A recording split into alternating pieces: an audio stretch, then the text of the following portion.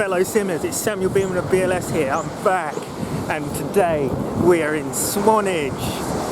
I'm just walking along the promenade because there is actually something interesting I want to show you guys today, and that is the old tram system.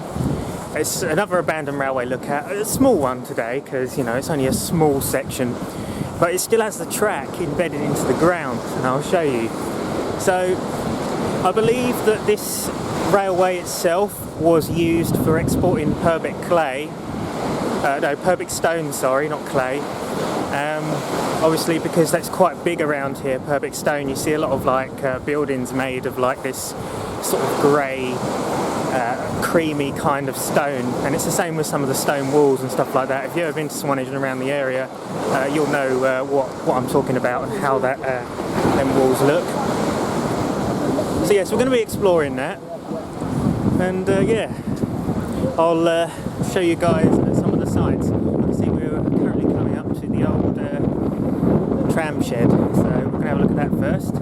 Yeah, so we're just going to have a brief look inside the Swanage Museum and Heritage Centre. So there's a few bits of information in there. If you want to pause the video and just have a read, then yeah, do. John's nephew, had followed a similar career path to his uncle, and on John's beckoning had followed him to London to help him run the company. When John retired to Swanage in 1845, John devoted the rest of his life to the benefit of the staff, giving money to the poor, charities and churches, and investing in attempts to improve the roads, piers, and giving alternative routes to Swanage. The railway was his final achievement when he saw the passage of the Act of Parliament in 1863 for the Isle of Purbeck Railway. The town was built into a small plant. Nearby is the Purbeck House, 7 steps. Thomas Hardy came to see him, stopped his funds, and after Merlin's death, the railway was taken over by George Purbeck. And in 1881, the Swanage Railway and thus received the Royal Assembly Act. In 1885, the railway finally got the first man. In 1875, he rebuilt the former Purbeck House into a 12-bedroom mansion with a 4-story tower to give him a view of the whole After Merlin's death, when the first steam engine flew into the new Swanage station, several new roads in the area.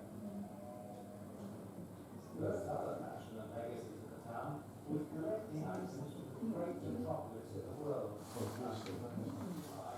1847, John Rowland wrote in his diary, left London at half-past 12 with death, and arrived at where at 5 p.m. by crash. We were all fatigued enough, for the railroad from Southampton is new enough.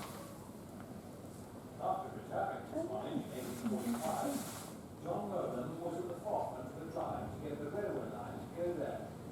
That's 50 years on. Today's journey, which we have accomplished correctly in 5 hours. In my opinion, there is a bright future.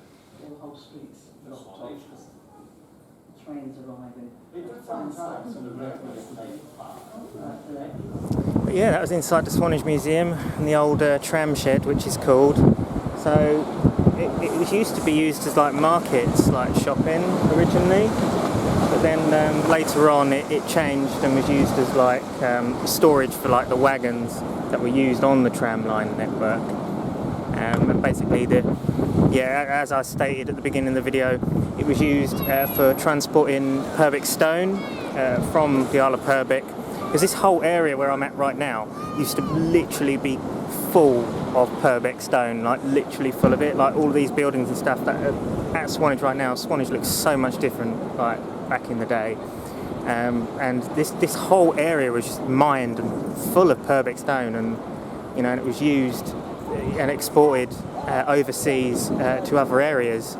And the boats, they used to have small boats at the pier here, and the small boats will then basically travel over to the bigger boats for then the stone to be exported out to places like London.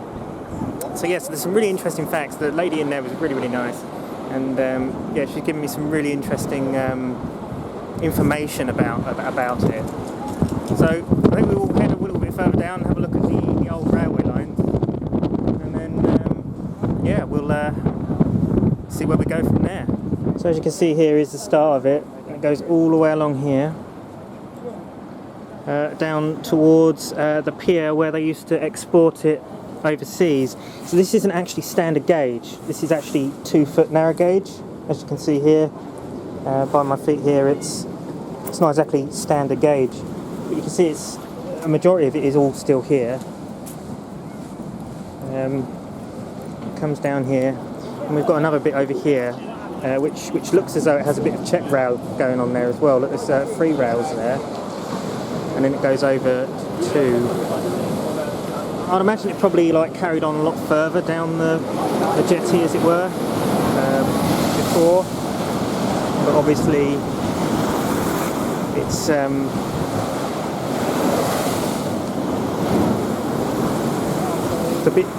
a bit choppy on the sea today. But as you can see here, we've got a point here, so obviously the point would change, would change the tracks, and then obviously it would head over to different lanes to pick up wagons like the trains, or pick up the wagons.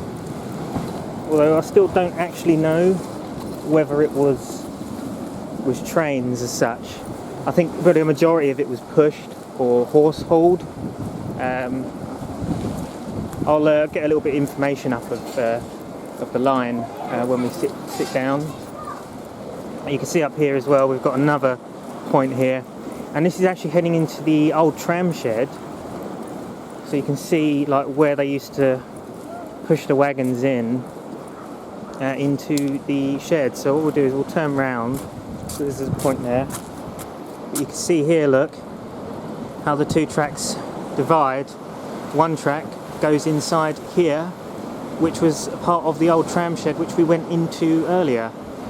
So as you can see here, it's been split. So half of it is now an arcade, whereas the other half is now the Swanage Railway Heritage Museum. So yeah, it's very interesting. It's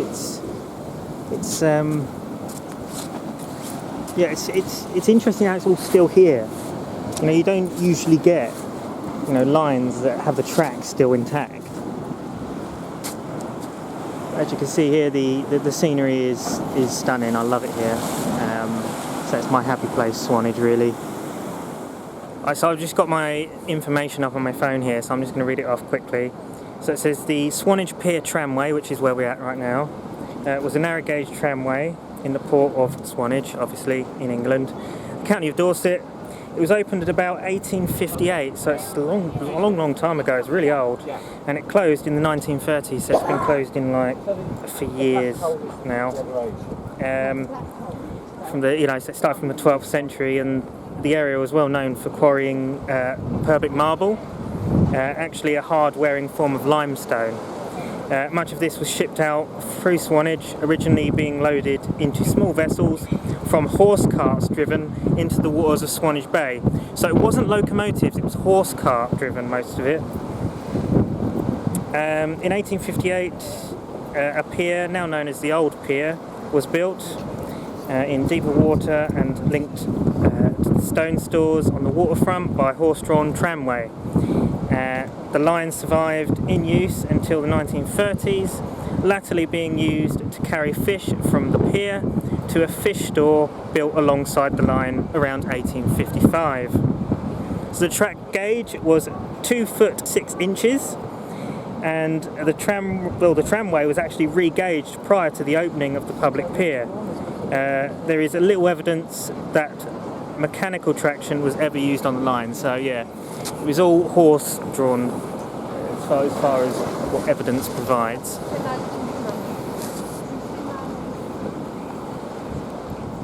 So yeah, I hope you enjoyed that little bit of information there, and yeah, we'll head a little bit further down, see how far it goes. I believe it goes down to the pier, and then once we've got there, we'll see. We'll finish off the video with perhaps having a look down at the Swanage Railway.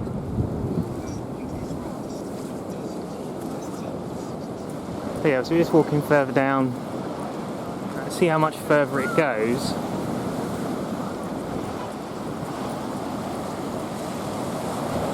You can see here it goes underneath here, and we've got some more check rails going on here as well.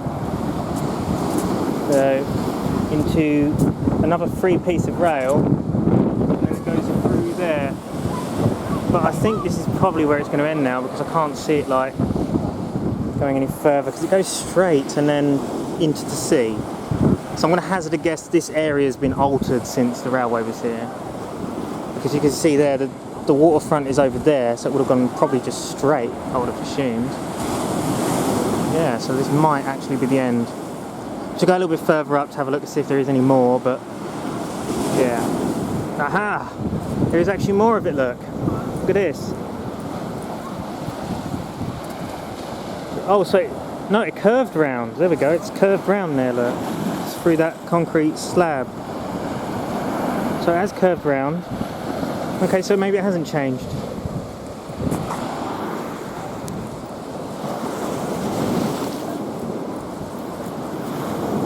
You can see it started to corrode. The metal's definitely started to corrode now, especially down here. You can see like rust, and it's not solid anymore.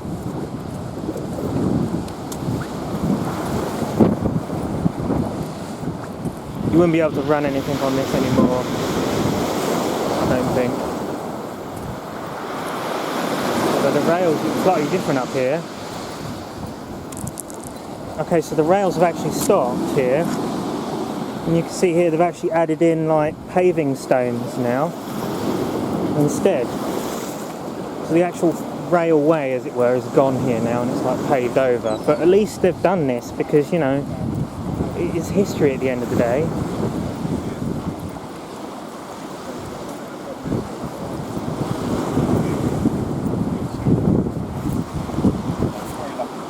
I'll say this, that Swanage definitely has a very rich railway history. Like, it's something that's very important to the town, and I could tell that just by being in the museum, that the railway is very, very important here. And I think that's also one of the reasons why that, you know, it was reopened as the Swanage Railway. Okay, so we do have to actually pay to go onto the pier, so I'm not going to do that today. As far as I can see, that is literally it. That is as far as it goes, because there's nothing further in there. And I believe I've been through there before, and as far as I know, I don't think there is any more rails through there. Definitely not on the pier, because it's obviously changed and stuff since back in the day. But yeah, you can see it's quite a long line. Like, there was plenty to be seen. It's only a few yards.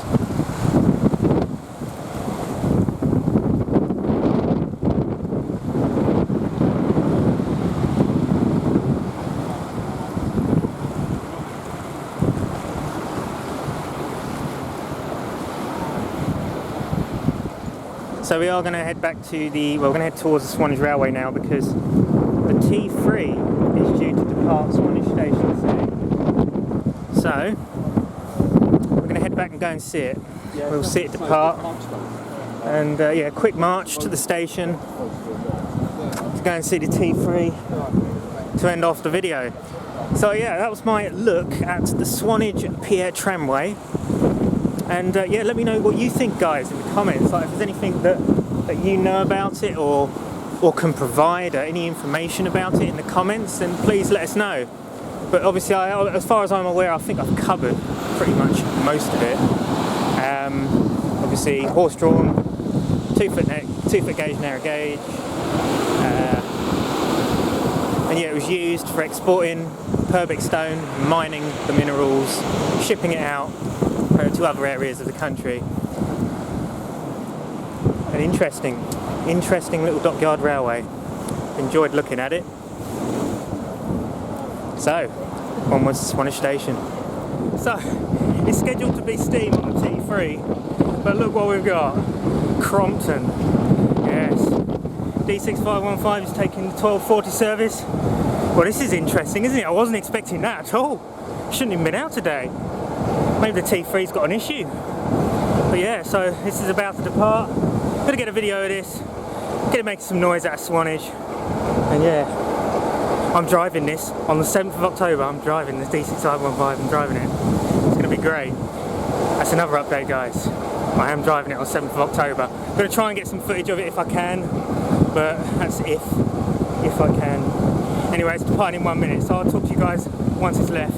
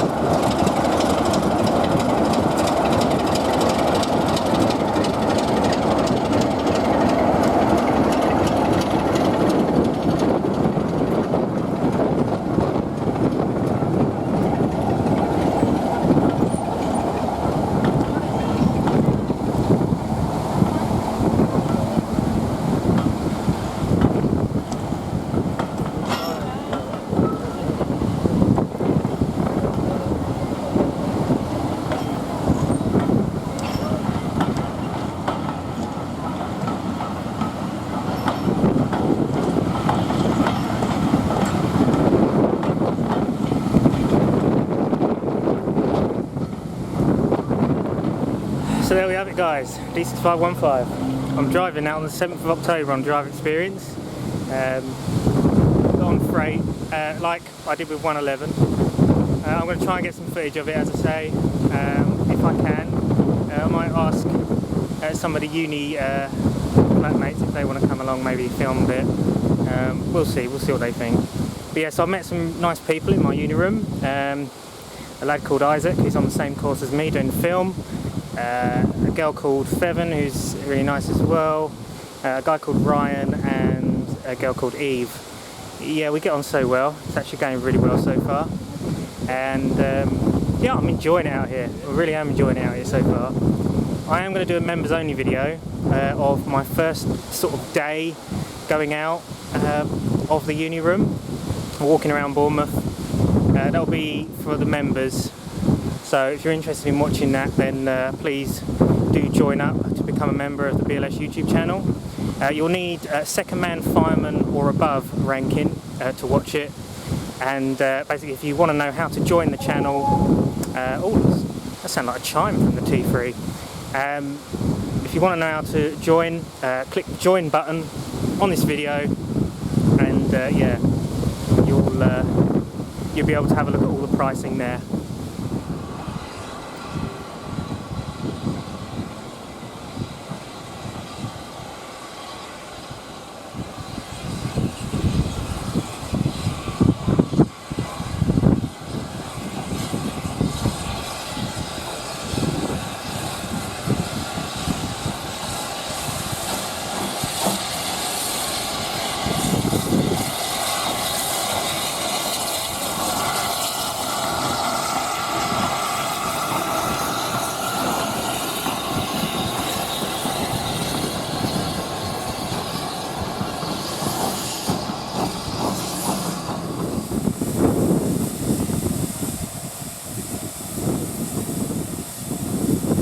Yeah, not quite sure what's going on there, because it's supposed to be the T3 and the 117 today, but the Cromptons somehow come out, which is a good thing. It's a good thing because I like the Crompton. Obviously it's my favourite loco, D6515. But yeah, so maybe the T3's failed. Who knows? But yeah. But that'll be it, guys, for today. I hope this has been an enjoyable video and an interesting one at that, because there's been a few strange little bits and pieces that have just cropped up out of nowhere. But yeah, this has been Sam with Beamon of BLS. I'll see you guys soon. Goodbye for now. Comment, like and subscribe.